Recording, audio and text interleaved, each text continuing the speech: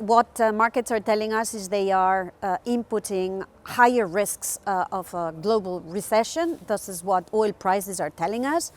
And it may, in the short term, look like good news because obviously oil prices would have lower inflationary pressures on the US market, but in reality they are pointing in the direction of a recession, and this would be terrible for the American economy and even worse for the global economy.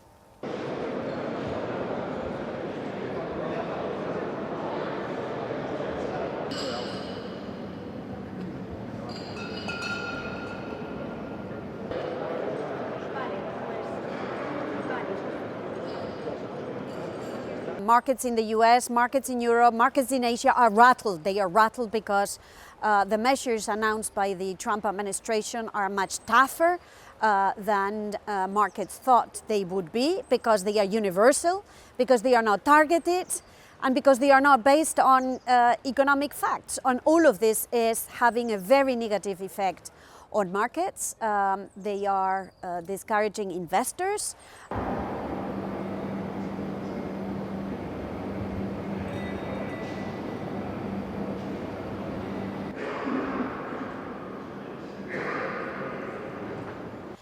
The US should rethink its strategy, that the US should touch the pause button, should take a hard look at the facts, and the facts are pointing in negative direction, negative for the US citizens, negative for investors in the US, negative for business in the US, with huge ramifications for the rest of the world.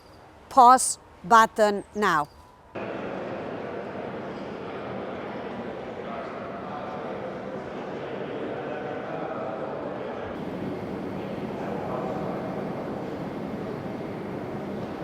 Let's not forget that a big part of the purchases of European defense equipment comes from the US, that a lot of the companies in the US were betting on a growing European market. What they are telling them is that obstacles are not good, tariffs are not good for the transatlantic defense markets. And in general, what markets are saying is that tariffs are not good.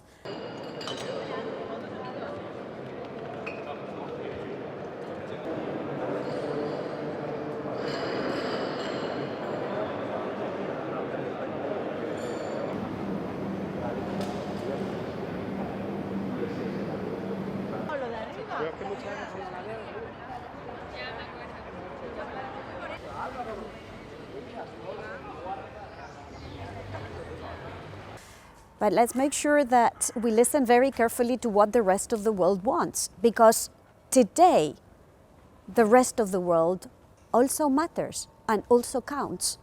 If one looks at the economy, if one looks at finance, if one looks at trade, clearly the US is very important, but it's not the only actor internationally. So I would be very careful to declare things dead just because the current US administration is not interested in keeping it alive. Let's look at what the rest of the world does.